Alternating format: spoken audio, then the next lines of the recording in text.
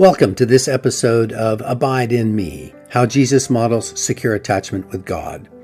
This series is a survey of the Gospel of Mark, looking for how Jesus models what is now called secure attachment, which is the physiological, emotional, cognitive, and spiritual experience of what is often called salvation or regeneration or being conjoined with God or enlightenment, individuation, even becoming spiritual. Through the series, we will discover the benefits of becoming securely attached with God, which is the transformation of one's life into one of joy and satisfaction.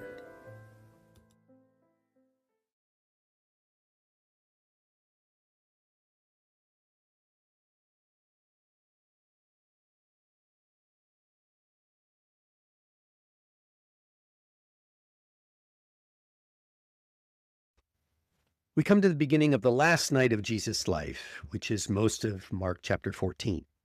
He spends it first with all his apostles in their Last Supper together, and then by himself, practicing being in the present moment and remembering himself, managing the inner disruption and the challenge to his equanimity. Our first observation is this: what you believe only makes a difference in your life when you actually live it. Now, ordinary people such as you and I know this, and yet it has been taught by many wise people, including Jesus, for millennia. Therefore, something's going on in this teaching. It bears repeating because there is a part of every single human being that twists this truth to be self-serving and materialistic. It is the part of us that needs to be right, for instance, needs to be superior or in control, managing the fear of things not going our way. This self-protective part of us results in the actuality that every time I act on my belief that I'm right and someone else is wrong, I do harm. In the story, the people at the table who watched the woman use expensive oil to anoint Jesus' feet are immediately called out for missing the point. And Jesus asserts that she will be remembered for her devotion to spiritual values over merely material ones. We, just like those observers, are wired with the normal, ordinary human capacity to come to believe a truth and then to be driven to act on it, to live from it. It becomes how we view the world. And because our development into spiritual beings takes process over time, every human being will abuse that gift. Every time I act on my belief that I'm right and someone else is wrong, I do harm. Every time I justify my action by believing I am correct, my life is impoverished. Every time I choose a physical pleasure to the exclusion of a spiritual delight, it robs me of an experience of joy in that pleasure.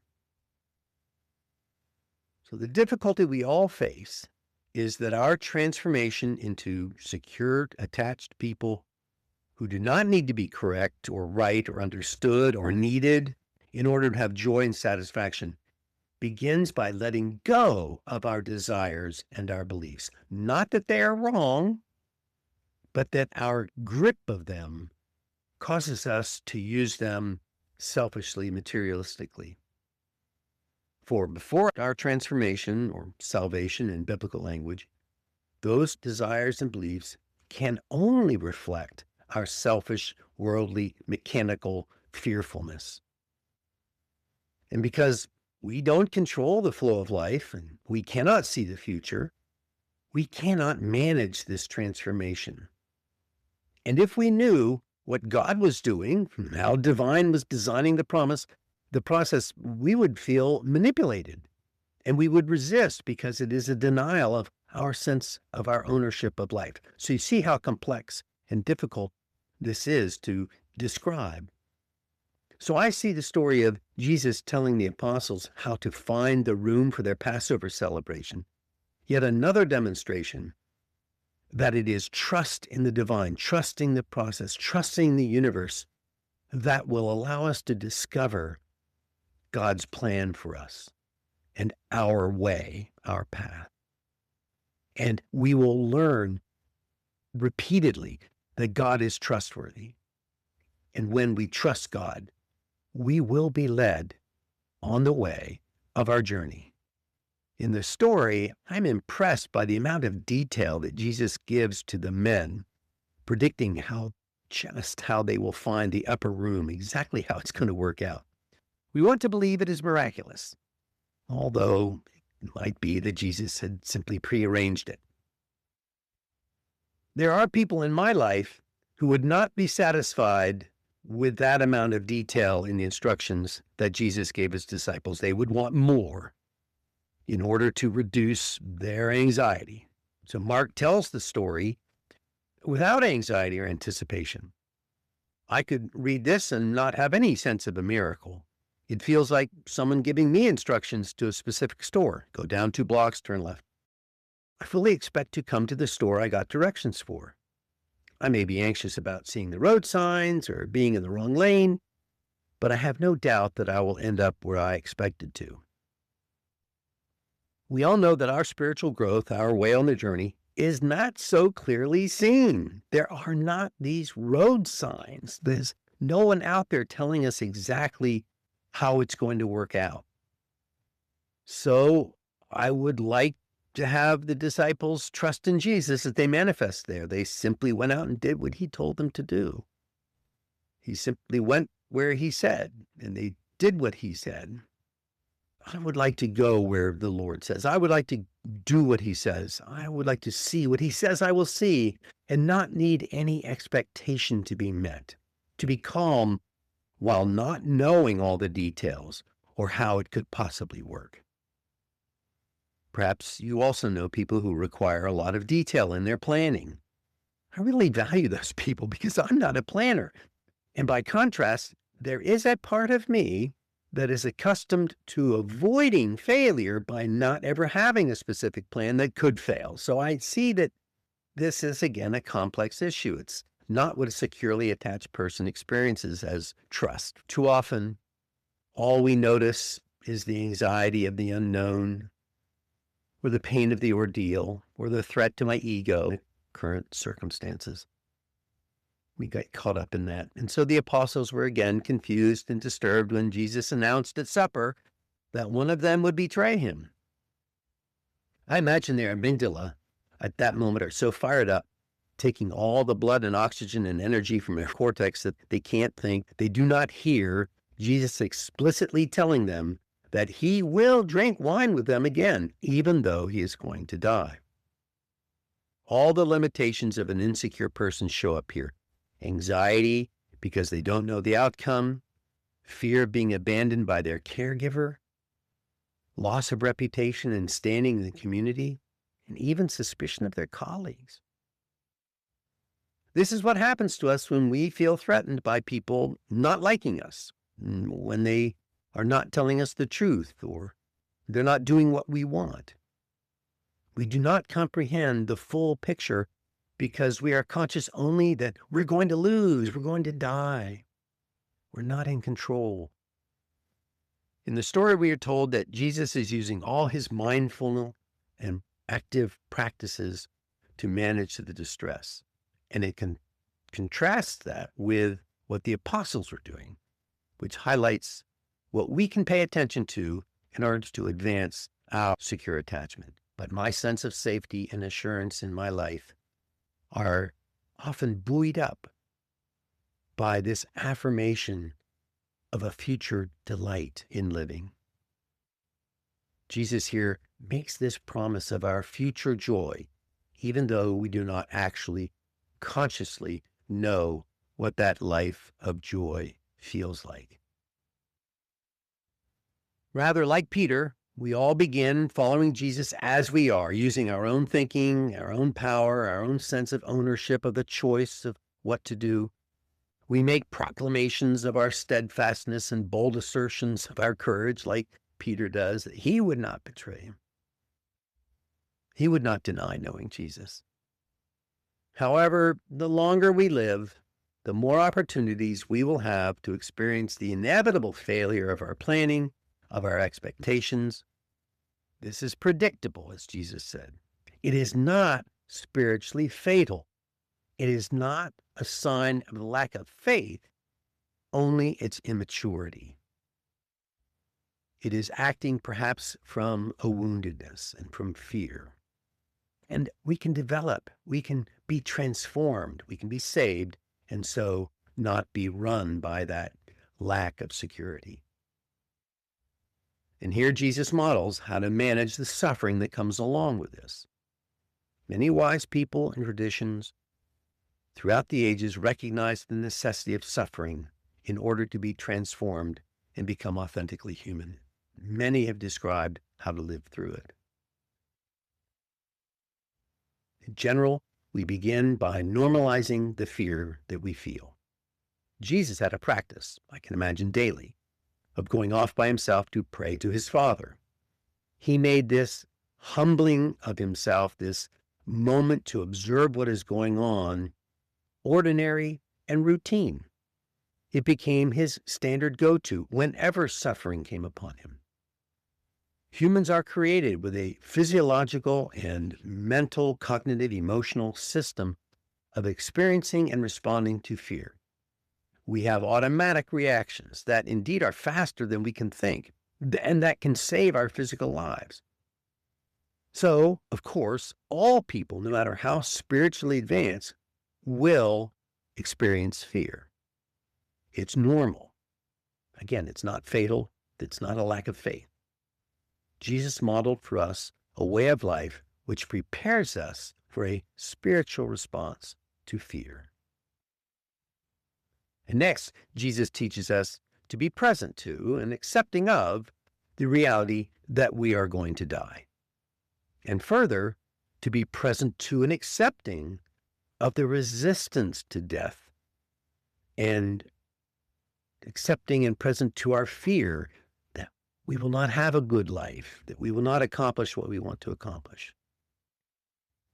Likely, you have missed the mark in the past, or have not done what you now know you should have in work and relationships and self-care. At moments of reflection, a fear of dying before fixing hurt relationships or accomplishing life's goals will arise. If we have lived any lies, the divine truth is prodding our conscience in that moment as we feel that discomfort. That can be a moment of acceptance of our mistakes and our frailty, acceptance from a foundation of trust in God's unconditional and consistent love for us, even in that moment. A secure attachment with life, with the universe, knowing that the path is headed towards our joy. So Jesus teaches us to pay attention to what is important as we develop this spiritual resiliency. The gospel here reports that Jesus, in the hours before his arrest, alone through the night, was deeply troubled and distressed, and that his soul is crushed with grief.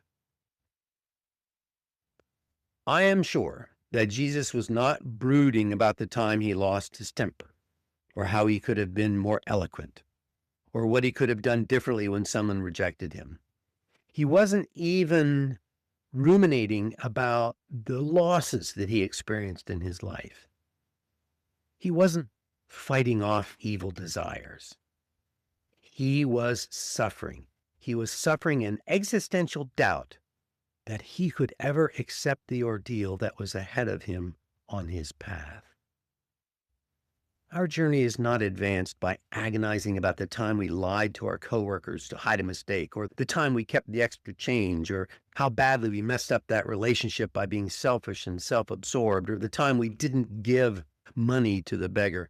We prepare by discovering what we actually love and what we want to love, who we really are and who we want to be. And we do that by paying attention to whether what we are doing and saying jibes with the truth we know and manifests our love. That is basic, mindful, non-judgmental self-observation. And in that moment, we are telling the truth because it is the good thing to do. And we ask ourselves, Are we loving other people because they are children of God and already worthy of our love? Are we, like Jesus, humbling ourselves to the truth and love to the Father, seeking to let go of our wishes and explicitly acknowledging that God's will is to be accepted, that life has goodness in it, that it's working for our good, that our higher power can be trusted? Is that what we're doing? We can observe ourselves. Jesus models secure attachment when he points out what is happening without rancor, without whining, without deflecting responsibility. He is transparent about his feelings, acknowledging and honoring his fear and his sadness. Jesus is modeling spiritually waking up and paying attention to the source and impact of some love that we are holding on to so dearly. When I begin sharing my truth with someone, which I know is good for them, right? Might I be seeking to exert power in that moment? Might I be acting out my need to be right? Do I feel superior because I know a truth that they don't? As we spend time reflecting on these questions and feel humble, if not remorseful, for doing it poorly, we might begin to sweat in fear for the loss of relationship and its joy and satisfaction. And also, Jesus is here modeling being in the present moment. When you focus on the future and see a number of different possibilities, you probably begin to worry. Which one is the best one? If I choose one, I cannot go back and choose another. If I make the wrong choice, disaster will follow. The securely attached person will certainly ask these questions, but without the fear, because of a deep knowing that all is well. The fact that it just might not be well in the future does not diminish how well it is right now. And so we are invited to figure out how we can learn how to attend to the moment, doing what seems right in our spiritual sight of a loving God, your neighbor, your loved ones, and yourself. You will be encouraged by the realization that no specific future is set, and that there is no mistake that can take you permanently off the path, off the way on your journey. So the invitation is for this story of Jesus seeing his apostles in their current condition of sleepiness and then simply caring for them. This both reassures us that the Lord is always loving us and that he is a model for us how we can wake up to our spiritual joy, even though we must go through a trial to come to feel it. As Jesus said, keep watch and pray. I pray this has supported your transformative life, whatever practice you have in your life. I want to thank Solomon Keel for his music, and I want to invite you to make a contribution to this work if you wish and are able through the PayPal link. And I invite you to continue to listen to the next episode. You be well.